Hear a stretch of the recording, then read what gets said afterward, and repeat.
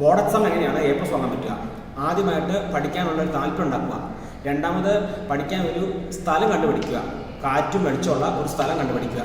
മൂന്നാമതായിട്ട് ഒരു time table ഉണ്ടാക്കുക. രാവിലെ 1.5 മണിക്കൂറും വൈകുന്നേരം ഒരു 3.5 മണിക്കൂറും മെയിൻ സബ്ജക്റ്റിന് ഒരു 3/4 മണിക്കൂറും അല്ലാത്ത വിഷയത്തിന് ഒരു 1/2 മണിക്കൂറും വെച്ച് കൊടുക്കുക.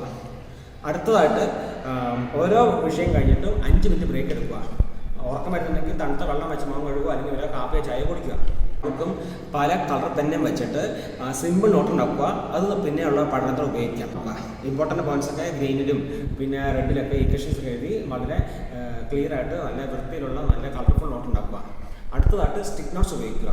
നമ്മൾ കിടന്നു കഴിഞ്ഞ് നമ്മൾ ഓർക്കാൻ ശ്രമിക്കുക. ഓർക്കുന്നത് എഴുന്നേറ്റ് പോയി നോക്കാതിരിക്കാൻ വേണ്ടി നമ്മൾ സ്റ്റിക്ക് നോട്ട് എഴുതി അത് നമ്മൾ കിടന്നിട്ട് നോക്കാൻ പറ്റുന്ന രീതിയിൽ അത് ഭിത്തിയിൽ ഒട്ടിച്ച് വെക്കുക. സ്റ്റിക്ക് നോട്ട്സ് ഉപയോഗിക്കുക. പിന്നെ അടുത്ത ട്രിക്ക് ആഴ്ചയിൽ ഒന്ന് റിവൈസ് ചെയ്യുക എല്ലാം.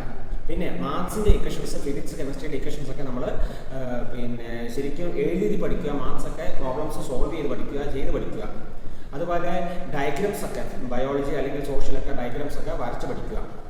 അതുപോലെ നമ്മൾ പരമാവധി ഓൾഡ് ക്വസ്റ്റ്യൻ പേപ്പർ സോൾവ് ചെയ്യുക. നമ്മൾ ഇമ്പോർട്ടൻറ്റ് ക്വസ്റ്റ്യൻസിന് അതുപോലെ സിമ്പിൾ ചാപ്റ്റേഴ്സ് അല്ലെങ്കിൽ ഈസി ടോപ്പിക്കൊക്കെ ആദ്യം പഠിച്ചിട്ട് ടഫ് ടോപ്പിക്ക് ലാസ്റ്റ് വിടുക. ഇങ്ങനെ പഠിച്ചു കഴിഞ്ഞാൽ നമുക്ക് നല്ല മാർക്ക് കിട്ടാവുന്നുള്ളൂ.